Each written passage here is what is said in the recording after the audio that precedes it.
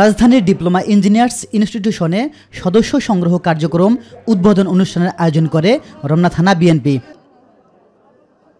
অনুষ্ঠানে বিএনপির স্থায়ী কমিটির সদস্য মির্জা আব্বাস বলেন, দ্রুত সংস্কার শেষ করে নির্বাচনের রোডম্যাপ ঘোষণা করতে হবে।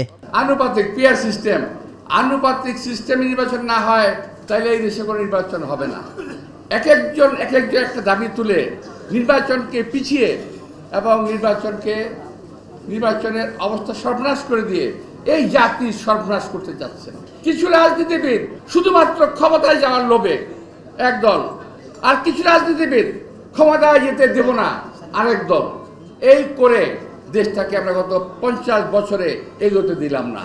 অন্যদিকে গুলশানে বিএনপি চেয়ারপারসনের রাজনৈতিক কার্যালয়ে কানাডিয়ান হাইকমিশনের সঙ্গে বৈঠক করে বিএনপি।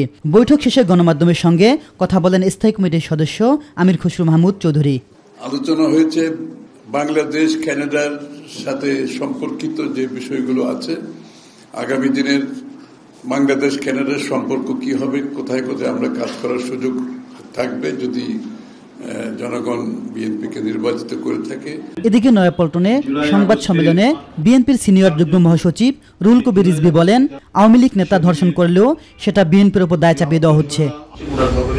দেখলাম যে সেটা করেছে আওয়ামী লীগের একজন নেতা, একটি হিন্দু পরিবারে গিয়ে যে অপকর্মটি করেছে, আমার মুখ দিয়ে বলতেও সেটা ঘৃণা লাগছে, সেটা আমাদের দলের নামে চাপিয়ে দেওয়ার চেষ্টা করছে। এই ধরনের ঘটনা তারা আরো বিভিন্ন জায়গায় করেছে। ইলিয়াস মাতবর, মাই টিভি, ঢাকা। অপরাধ করে সেটা আবার চাপিয়ে দেওয়ার